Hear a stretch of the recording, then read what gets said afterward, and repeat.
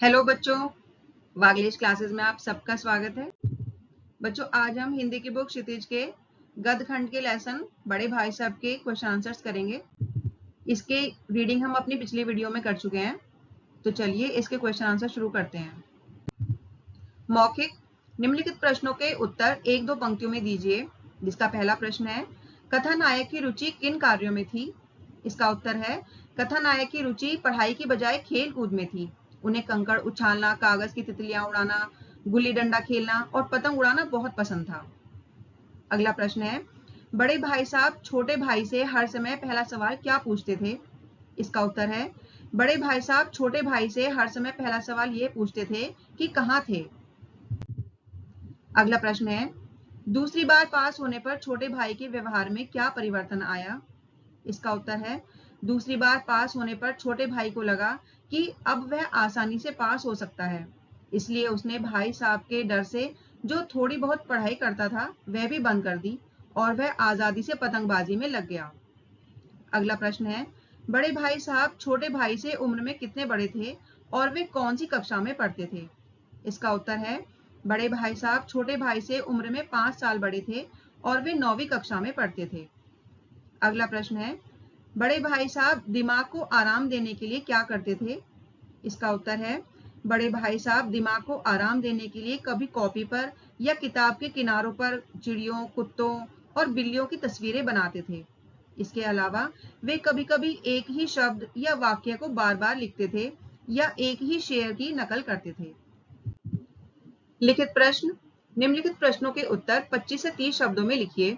जिसका पहला प्रश्न है, छोटे भाई ने अपनी पढ़ाई का टाइम टेबल बनाते समय क्या क्या सोचा और फिर उसका पालन क्यों नहीं कर पाया?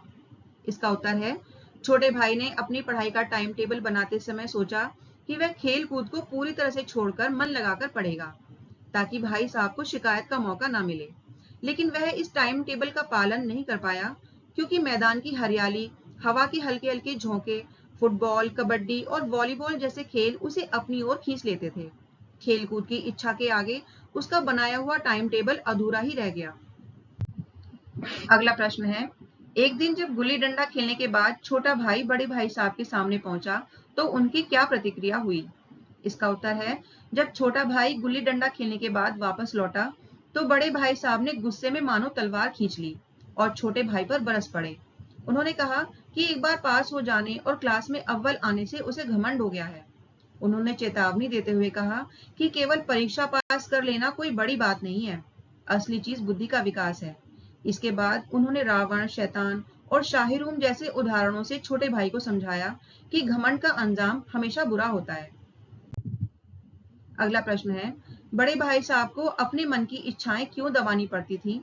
इसका उत्तर है, बड़े भाई साहब को अपने मन की इच्छाएं इसलिए दबानी पड़ती थी क्योंकि उन्हें अपने छोटे भाई के लिए एक आदर्श और मिसाल बनना था। वे समझते थे कि बड़े होने के नाते यह उनकी जिम्मेदारी है कि वे जो कुछ भी करें वह छोटे भाई के लिए एक सही उदाहरण बने। अगला प्रश्न है, बड़े भाई साहब छोटे भाई को क्या सलाह देते थे और क्यों? इसका उत्तर है, बड़े भाई साहब छोटे भाई को मन लगाकर पढ़ने और खेल कूद से दूर रहने की सलाह देते थे। दूसरी बार फेल होने के बाद उन्होंने छोटे भाई को घमंड न करने और जीवन के अनुभवों को किताबों के ज्ञान से ज्यादा महत्व देने की सलाह भी दी। वे यह सलाह इसलिए देते थे क्योंकि वह अपना कर्तव्य मानते थे कि बड़े होने के नाते वह अपने छोटे भाई को सही रास्ते पर रखें। अगला प्रश्न है, छोटे भाई ने बड़े भाई साहब के नरम व्यवहार का क्या फायदा उठाया? इसका उत्तर है, जब बड़े भाई साहब का व्यवहार नरम पड़ गया तो छोटे भाई ने इसका गलत फायदा उठाया। उसे लगा कि अब वह पढ़े या ना पढ़े पास तो हो ही जाएगा क्योंकि उसकी किस्मत अच्छी है। इसी सोच के साथ उसने पढ़ाई बिल्कुल बंद कर दी और उसका सारा समय पतंगबाजी में बीतने लगा। निम्नलिखित प्रश्नों के उत्तर 50 से 60 शब्दों में लिखिए। इसका पहला प्रश्न है, बड़े भाई की डांट फटकार अगर ना मिलती तो क्या छोटा भाई कक्षा में अव्वल आता? अपने विचार प्रकट कीजिए। इसका उत्तर है, मेरे विचार से अगर बड़े भाई की डांट फटकार न मिलती तो छोटा भाई शायद कक्षा में अव्वल नहीं आता। उसका मन स्वाभाविक रूप से खेल कूद में लगता था और पढ़ाई से भागता था। बड़े भाई साहब का डर ही उसे थोड़ा बहुत पढ़ने के लिए मजबूर करता था, जिसके कारण वह हर दिन का टास्क पूरा कर पाता था। इसी डर और निगरानी के कारण वह अव्वल आता था। अगला प्रश्न है, इस पाठ में लेखक ने समूची शिक्षा के किन तौर तरीकों पर व्यंग किया है? क्या आप उनके विचार से सहमत हैं? इसका उत्तर है, पाठ में लेखक ने शिक्षा के तौर तरीकों पर गहरा व्यंग किया है। वे रटने की प्रणाली, अव्यवहारिक पाठ्यक्रम और कठोर मूल्यांकन पद्धति पर सवाल उठाते हैं। लेखक का मानना है कि 4 पन्नों का निबंध लिखने जैसी बातें समय की बर्बादी है। मैं उनके विचारों से सहमत हूँ, क्योंकि आज भी शिक्षा का उद्देश्य सिर्फ किताबी ज्ञान देना रह गया है, ना कि जीवन की वास्तविक समझ विकसित करना। आज की शिक्षा व्यवस्था में छात्रों को अक्सर बिना समझे रटने पर मजबूर किया जाता है, जिससे उनकी रचनात्मकता और आलोचनात्मक सोच खत्म हो जाती है। अगला प्रश्न है, बड़े भाई साहब के अनुसार जीवन की समझ कैसे आती है? इसका उत्तर है, बड़े भाई साहब के अनुसार जीवन की समझ केवल किताबें पढ़ने से नहीं आती, बल्कि दुनिया देखने और जीवन के अनुभवों से आती है। वे मानते हैं कि चाहे कोई कितनी भी उच्च शिक्षा MA, D.Litt प्राप्त कर ले, लेकिन जीवन के वास्तविक अनुभव और दुनियादारी की समझ के बिना वह अधूरा है। इसी बात को समझाने के लिए वे अपने माता पिता और हेडमास्टर की माँ का उदाहरण देते हैं। अगला प्रश्न है, छोटे भाई के मन में बड़े भाई साहब के प्रति श्रद्धा क्यों उत्पन्न हुई? इसका उत्तर है, छोटे भाई के मन में बड़े भाई साहब के प्रति श्रद्धा इसलिए उत्पन्न हुई क्योंकि छोटे भाई को यह एहसास हुआ कि उसके बड़े भाई साहब भले ही पढ़ाई में पीछे हों, पर उन्हें दुनियादारी की कहीं ज्यादा समझ है।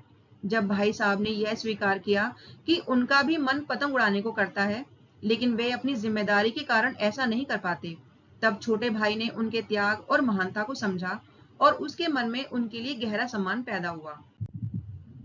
अगला प्रश्न है, बड़े भाई की स्वभावगत विशेषताएं बताइए। इसका उत्तर है, बड़े भाई साहब स्वभाव से बहुत अध्ययनशील और गंभीर थे। वे हर समय किताबें खोले बैठे रहते थे। वे अपने छोटे भाई के प्रति अपनी जिम्मेदारी को समझते थे, इसलिए उस पर कड़ी निगरानी रखते थे और उसे डांट फटकार कर सही रास्ते पर लाने की कोशिश करते थे। वे अनुभवी, संयमी और त्यागी भी थे, क्योंकि वे अपने मन को मारकर छोटे भाई के लिए एक मिसाल का काम करते थे। अगला प्रश्न है, बड़े भाई साहब ने जिंदगी के अनुभव और किताबी ज्ञान में से किसे और क्यों महत्वपूर्ण कहा है? इसका उत्तर है, बड़े भाई साहब ने किताबी ज्ञान की तुलना में जीवन के अनुभव को ज्यादा महत्वपूर्ण कहा है। उनका मानना था कि किताबी ज्ञान सिर्फ परीक्षा पास करने में मदद करता है, लेकिन जीवन की असली समझ और व्यवहारिक ज्ञान हमें दुनिया के अनुभवों से ही मिलता है। इसे समझाने के लिए उन्होंने अपनी माँ, दादा और हेडमास्टर साहब की माँ का उदाहरण दिया, जिनके पास कोई किताबी डिग्री नहीं थी, फिर भी वे अपने घर और परिवार को बेहतरीन तरीके से चला पाते थे। इसी कारण वे अनुभव को किताबी ज्ञान से ऊपर रखते थे। अगला प्रश्न है, बताइए पाठ के किन अंशों से पता चलता है कि, जिसमें पहला है, छोटा भाई अपने भाई साहब का आदर करता है। इसका उत्तर है, पाठ के निम्न अंशों से पता चलता है कि छोटा भाई अपने बड़े भाई साहब का बहुत आदर करता है, जिसमें पहला है, जब भी भाई साहब उसे डांटते थे तो वह चुपचाप उनके हुक्म को कानून समझकर सुनता था।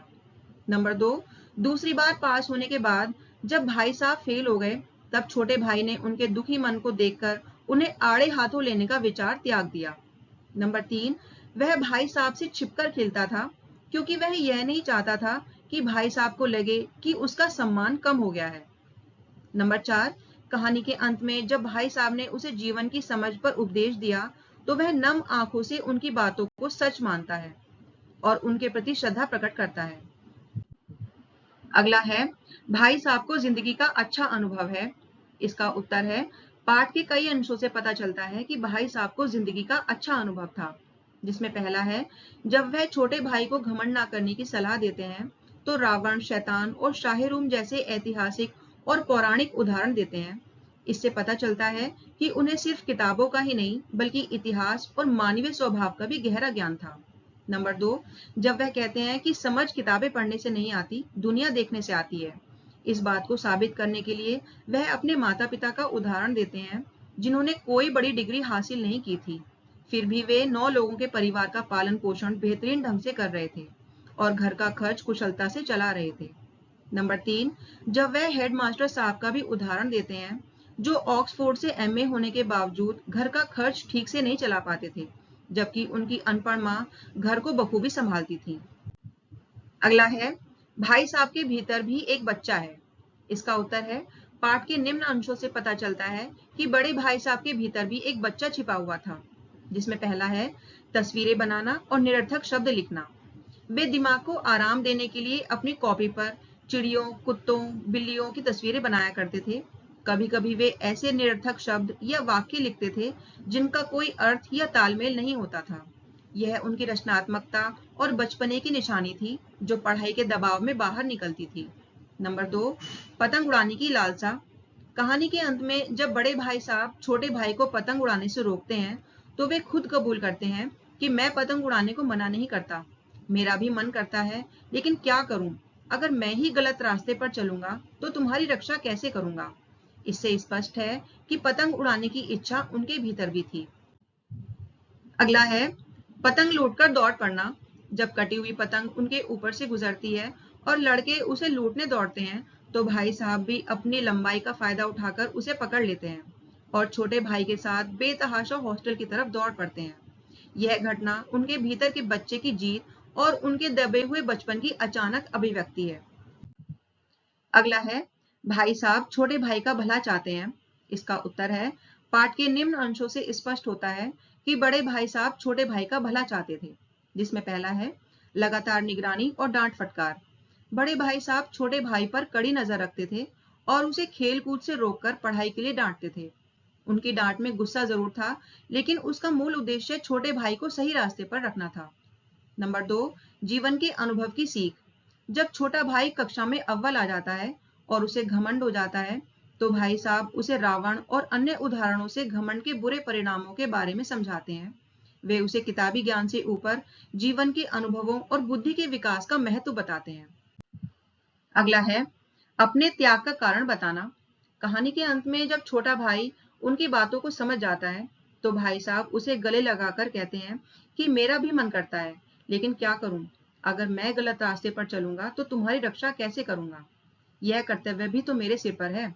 इससे पता चलता है कि वे अपनी इच्छाओं को दबाकर छोटे भाई के लिए एक आदर्श बनना चाहते थे, ताकि उसका भला हो सके।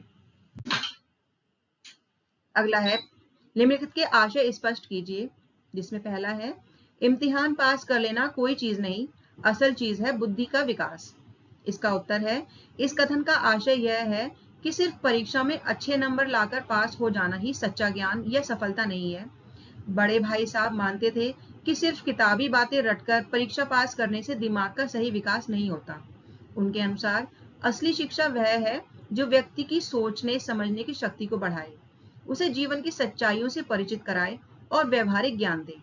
वे यह कहना चाहते थे कि किताबी ज्ञान केवल एक साधन है, जबकि बुद्धि का विकास और जीवन के अनुभवों से मिली समझ ही व्यक्ति को जीवन में सही मायने में सफल बनाती है। अगला है फिर भी जैसे मौत और विपत्ति के बीच भी आदमी मोह और माया के बंधन में जकड़ा रहता है, मैं फटकार और घुड़कियां खाकर भी खेल कूद का तिरस्कार न कर सकता था। इसका उत्तर है इस पंक्ति का आशय यह है कि जैसे इंसान मौत के डर या बड़ी से बड़ी मुसीबतों के बावजूद भी भौतिक चीजों के मोह और लालच में फंसा रहता है, उसी तरह छोटा भाई भी बड़े भाई साहब की लगातार डांट और फटकार और बेइज्जती सहने के बाद भी खेल कूद से अपना लगाव छोड़ नहीं पाता था। खेल के प्रति उसका आकर्षण इतना गहरा था कि वह अपने बड़े भाई साहब के डर और अपनी पढ़ाई के नुकसान को जानते हुए भी खेल कूद से दूर नहीं रह पाता था। यह उसकी बचपन की चंचलता और खेल के प्रति अत्यधिक प्रेम को दर्शाता है। अगला है बुनियाद ही पुख्ता ना हो तो मकान कैसे पायदार बने। इसका उत्तर है इस कथन का आशय यह है कि किसी भी चीज की नींव या आधार यदि कमजोर हो तो उस पर बनी संरचना कभी मजबूत या टिकाऊ नहीं हो सकती। बड़े भाई साहब इस बात को अपनी पढ़ाई के संदर्भ में कहते हैं। उनका मानना था कि अगर किसी विषय या ज्ञान की शुरुआती समझ ही मजबूत नहीं होगी, तो आगे चलकर उस पर आधारित जटिल ज्ञान कभी स्थायी नहीं बन पाएगा। वे धीरे धीरे और गहराई से पढ़कर अपनी नींव को मजबूत करना चाहते थे, ताकि भविष्य में उन्हें कोई परेशानी ना हो और उनका ज्ञान टिकाऊ बन सके। यह बात केवल पढ़ाई पर ही नहीं, बल्कि जीवन के हर क्षेत्र पर लागू होती है, जहां किसी भी बड़ी सफलता के लिए एक मजबूत आधार का होना जरूरी है। अगला है आंखें आसमान की ओर थीं और मन उस आकाशगामी पथिक की ओर, जो मंद गति से झूमता पतन की ओर चला आ रहा था। मानो कोई आत्मा स्वर्ग से निकलकर विरक्त मन से नए संस्कार ग्रहण करने जा रही हो। इसका उत्तर है इस पंक्ति में लेखक एक कटी हुई पतंग के बारे में बता रहे हैं। जब छोटा भाई उस कटी हुई पतंग को नीचे आते देखता है, तो उसकी आंखें आसमान पर ही टिकी रहती है। उसके मन को वह पतंग ऐसी लगती है जैसे कोई राही या यात्री धीरे धीरे आसमान से नीचे आ रहा हो। लेखक ने इस पतंग की तुलना एक आत्मा से की है, जैसे कोई आत्मा स्वर्ग से उतरकर अपने पुराने रिश्ते नाते तोड़कर एक नया जन्म लेने जा रही हो। यह दिखाता है कि छोटी सी पतंग भी उस बच्चे के लिए कितनी खास थी और उसे पाने की उसकी कितनी तीव्र इच्छा थी। भाषा अध्ययन। पहला प्रश्न है, निम्नलिखित शब्दों के दो दो पर्यायवाची शब्द लिखिए। ये शब्द दिए गए हैं जैसे नसीहत, रोष, आजादी, राजा और ताज्जुब। अब इसका उत्तर इस तरह से है, नसीहत का होगा उपदेश और सीख, रोष का होगा गुस्सा और क्रोध, आजादी का है स्वतंत्रता और मुक्ति, राजा का होगा नरक और नरेश, और ताज्जुब का होगा हैरानी और आश्चर्य। अगला प्रश्न है, प्रेमचंद की भाषा बहुत पैनी और मुहावरेदार है, इसलिए इनकी कहानियां रोचक और प्रभावपूर्ण होती हैं। इस कहानी में आप देखेंगे कि हर अनुच्छेद में 2-3 मुहावरों का प्रयोग किया गया है। उदाहरणतः इन वाक्यों को देखिए और ध्यान से पढ़िए। पहला है, मेरा जी पढ़ने में बिल्कुल न लगता था, 1 घंटा भी किताब लेकर बैठना पहाड़ था। अगला है, भाई साहब उपदेश की कला में निपुण थे, ऐसी ऐसी लगती बातें कहते, ऐसे ऐसे सूक्ति बाण चलाते कि मेरे जिगर के टुकड़े टुकड़े हो जाते और हिम्मत टूट जाती। अगला है, वह जानलेवा टाइम टेबल, वह आंख फोड़ पुस्तकें, किसी की याद न रहती और भाई साहब को नसीहत और फजीहत का अवसर मिल जाता।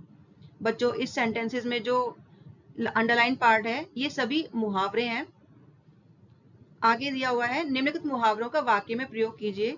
जैसे सिर पर नंगी तलवार लटकना, आड़े हाथों लेना, अंधे के हाथ बटेर लगना, लोहे के चने चबाना, दांतों पसीना आना और ऐरा गहरा नत्थू खैरा। बच्चों, इन मुहावरों का वाक्य प्रयोग करते हैं। पहला है, सिर पर नंगी तलवार लटकना। इसका वाक्य प्रयोग इस तरह से बनाएंगे, परीक्षा का परिणाम ना आने तक मेरे सिर पर नंगी तलवार लटकी रही। अगला है, आड़े हाथों लेना, अध्यापक ने राहुल को देर से आने पर आड़े हाथों लिया। अगला है, अंधे के हाथ बटेर लगना, रमेश को बिना मेहनत किए लॉटरी लग गई, इसे कहते हैं अंधे के हाथ बटेर लगना। अगला है, लोहे के चने चबाना, सरकारी नौकरी पाना आजकल लोहे के चने चबाने जैसा है। अगला है, दांतों पसीना आना, पहाड़ पर चढ़ते चढ़ते मजदूरों के दांतों पसीना आ गया। अगला है, ऐरा गहरा नत्थू खैरा, यह कोई ऐरा गहरा नत्थू खैरा काम नहीं है, इसके लिए खास हुनर चाहिए। अगला प्रश्न है, निम्नलिखित तत्सम, तद्भव, देशी, आगत शब्दों के दिए गए उदाहरणों के आधार पर छांटकर लिखिए। जैसे जन्म सिद्ध है, ये तत्सम शब्द है बच्चों। आंख तद्भव है, दाल भात एक देशज शब्द है, और पोजीशन और फजीहत ये अंग्रेजी और फारसी के शब्द हैं, ये आगत के अंतर्गत आते हैं। अब यहाँ पर कुछ शब्द दिए गए हैं, इन्हें ही हमने तत्सव, तद्भव और देशी शब्दों में और आगत शब्दों में हमें विभाजित करके लिखना है। तो चलिए अब अगली स्लाइड पर चलते हैं। इसका उत्तर है, तत्सम शब्द है चेष्टा, प्रातःकाल, विद्वान, निपुण, आधिपत्य और अवहेलना। तद्भव शब्द है पन्ना, देशज शब्द है मेला तमाशा, फटकार, घुड़कियां, जानलेवा, सूक्ति बाण, भाई साहब और आंख फोड़। आगत विदेशी भाषाओं से आए हुए शब्द हैं, जैसे तालीम है अरबी भाषा का, जल्दबाजी है फारसी भाषा का, पुख्ता है फारसी का, हाशिया अरबी का, जमात अरबी का, हर्फ अरबी भाषा का है, मसलन भी अरबी भाषा का है, और स्पेशल अंग्रेजी का है, स्कीम अंग्रेजी भाषा का है, और टाइम टेबल भी अंग्रेजी भाषा का है। अगला प्रश्न है, क्रियाएं मुख्यतः 2 प्रकार की होती हैं, सकर्मक और अकर्मक। सकर्मक क्रिया, वाक्य में जिस क्रिया के प्रयोग में कर्म की अपेक्षा रहती है उसे सकर्मक क्रिया कहते हैं। जैसे शीला ने सेब खाया और मोहन पानी पी रहा है। अकर्मक क्रिया, वाक्य में जिस क्रिया के प्रयोग में कर्म की अपेक्षा नहीं होती उसे अकर्मक क्रिया कहते हैं। जैसे शीला हंसती है और बच्चा रो रहा है।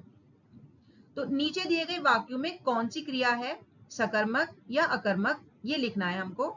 जिसमें पहला है, उन्होंने वही हाथ पकड़ लिया। अगला है, फिर चोरों सा जीवन कटने लगा। अगला है शैतान का हाल भी पड़ा ही होगा।